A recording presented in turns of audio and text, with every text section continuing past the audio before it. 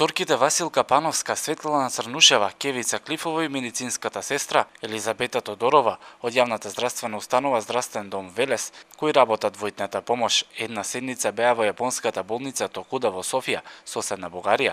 Од Здравствениот дом велат дека нивниот персонал имал можност да се запознае со начинот на работа на ургентниот центар во оваа болница. Беа фрапирани со која динамика и со која апаратура се действува во тие итни ситуации. Искуството е огромно, ќе продолжи со работката, еве сега имаме понуда да се оди во Русија. Оној медицински персонал, здравствени работници со работници што знаат руски јазик, ќе одат во Русија на обука. Обуките продолжуваат и понатака.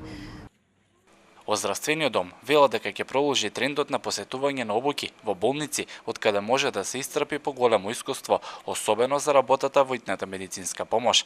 Па така и на престојната обука во Русија, биохимичар од Здравствениот дом ќе се обучува за планираната зголемена активност на установата со новиот биохемиски анализатор. Се надевам дека еве сега кај нас и еден биохемичар, здравствен соработник оди во Русија, така да обемот на лабораториски испитувања ќе го зголемиме. Морам да назначам дека пред еден месец набавивме нов биохемиски анализатор во лабораторијата во амбулантата Панче Васков и со тоа планираме значително да го зголемиме видот и обемот на лабораториски услуги.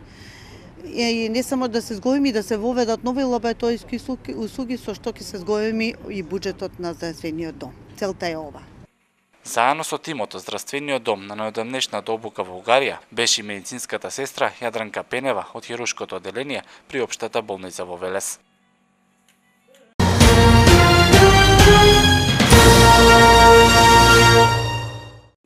Вардарската епархија денеска беше домаќин на учениците од основното општинско училиште Јордан Хаџи Константинов Џинот. Целта на оваа посета е учениците кои ги изучуваат предметите за познавање на религиите и етика на религиите да се запознаат со христијанството, кои го изучуваат во изборните предмети. На средбата присуствуваа и ученици од различна вероисповед, како дел и од наставниот кадар од училиштето. Денеска се присутни дел од учениците, пред се ученици кои што ги избрале изборните предмети за познавање со религиите и етика на религиите. Има и други ученици, има дел од наставниците, се со цел да во оваа посета не се само учениците од христијанска вероисповед, него имаме ученици кои што се од другите малцинства, имаме турчиња, имаме и роми, кои што сите заеднички денеска дојдовме да го посетиме овој храм. Според протоѓаконот Владко Стојменов, учениците преку изучувањето на двата изборни предмети доста се запознаени со христијанството. На денешната средба со учениците разговаравме за историјата на христијанството, како и за уредувањето на црквите и манастирите, вели протоѓаконот Владко Стојменов. Зборувавме пред се за историјата на христијанството, за христијанското учење, за христијанскиот поглед на свет. Исто така и некои практични, допревме некои практични теми, како што се, да речеме, литургиското значење на храмовите. Потоа зборувавме и за уредувањето внатрешно на храмовите. Се интересира децата за кога е формирана епархијата, кога е формирано административното седиште на епархијата и така натаму. Од Повардарската епархија велат дека почесто учениците треба да ја посетуваат епархијата со цел да научат нешто повеќе за нивната религија. Покрај посетата на Повардарската епархија, учениците од основното училиште Јордан Хаџи Константинов Џинот во текот на вчерашниот ден ја посетиле Велешката џамија, со што се запознале и со исламската религија. Инаку посетата на епархијата е по повод празнувањето на светите апостоли Антони и Танасиј.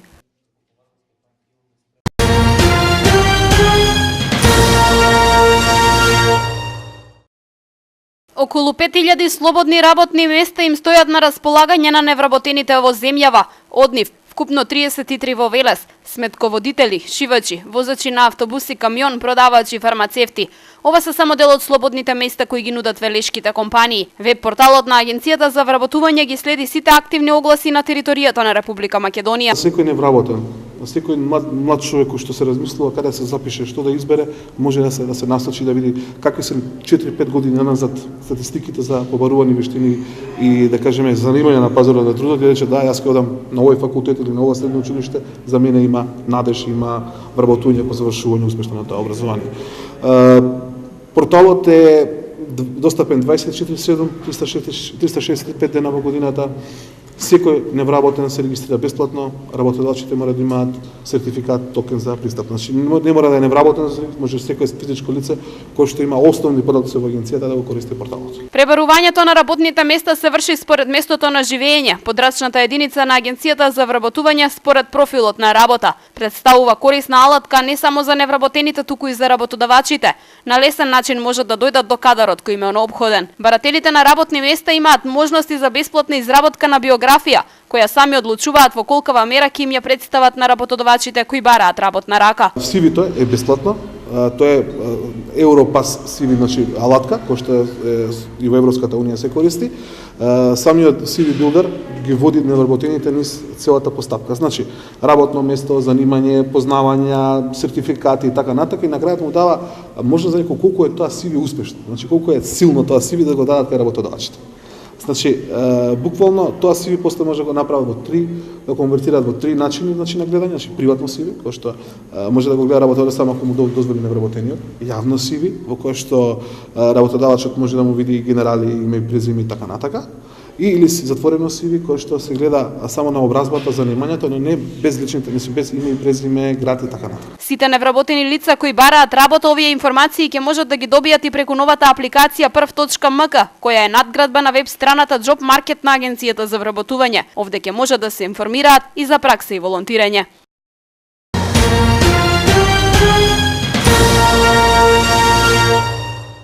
Камперите го напушти езерото Младост, но зад себе оставија многу отпад. Иако општина Велес апелираше до камперите да го ичистат отпадот, сепак тие не го сторија тоа.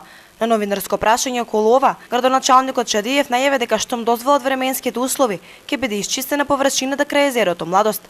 Тој изјави дека градежните работи за изградба на водоводната мрежа полека завршуваат. Во првата прилика што ќе дозволи и времето, биде таму градежните работи во едниот сегмент привршуваат во однос на водоводот. Гледате сега дека карпата се руши да се направи пролаз за да може цевководот, ќе добиеме и тротоар кој што ќе го следиме од левата страна на тој потек кој ќе се заврши со поставувањето на водоводната цевка, а сеот оној смет и она ругло таму што постои, што е остана на камперите, ќе биде собрано во текот на овој месец доколку дозволат временските услови. Покрај најавата дека ќе биде исчистена околината на езерото Младост, градоначалникот Чадиев најави дека треба да започне изградбата на канализационата мрежа кон езерото Младост и населбата Отовица.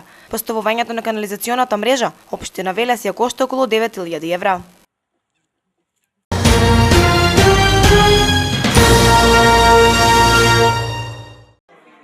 Во магијата на кукларството е името на новиот проект кој во детската градинка Димче Мирчев се спроведува со децата од 4 до 5 годишна возраст. Преку овој проект децата ќе учат како настануваат куклите, но и за нивната употреба во театарската уметност. Целта зашто го направивме овој избор, баш ваков проект со наслов во магијата на кукларството, е бидејќи сметаме дека тој ќе ја развие фантазијата кај дечињата, дека многу ќе научат за учење преку игра, ќе научат да ги покажуваат своите емоции, всушност театарот и кукларството го овозможуваат тоа, а главна цел зашто се одлучивме за овој проект е тоа што сакаме кај децата да развиеме љубовта кон театарската уметност и да ги направиме едни современи љубители на театарот и на театарската уметност и посетители на театар. Од установата се задоволни од интересот на децата кон овој проект кој се спроведува во неколку етапи. Во првата, дечињата се запознаваа со куклите и кукларството. И во првата етапа дечињата навистина покажаа многу голем интерес, беа многу расположени да работат. Куклите всушност се нивната основна играчка и покажаа многу голема љубов кон куклите, сакаа да изработуваат. Имавме работилница и изведувавме неколку театарски представи со видовите театри, со гињолите, со куклите на стапчиња и хартија и така натаму. Од градинката велат дека покрај координаторот на проектот кој води активноста со дечињата, имаат и стручна помош од надворешни соработници. За овој проект соработуваат со Народниот театар Джинот. Во проектот со кукларството имаме соработка со Велешкиот театар. Тука ни е Александра Крнинова и Дејан Трипунов се луѓе кои што ни помагаат во изработката на куклите и во доближувањето на театарот. Врзано со проектот на кукларството, уште на почетокот на отворањето на овој проект, децата имаа можност да проследат убава детска театарска представа организирана од Велешкиот театар. Проектот во магијата на кукларството ќе продолжи во идните 2 месеци. Се планира во месец април за патрониот празник на градинката да биде организирана изложба на кукли изработени од екоматеријали.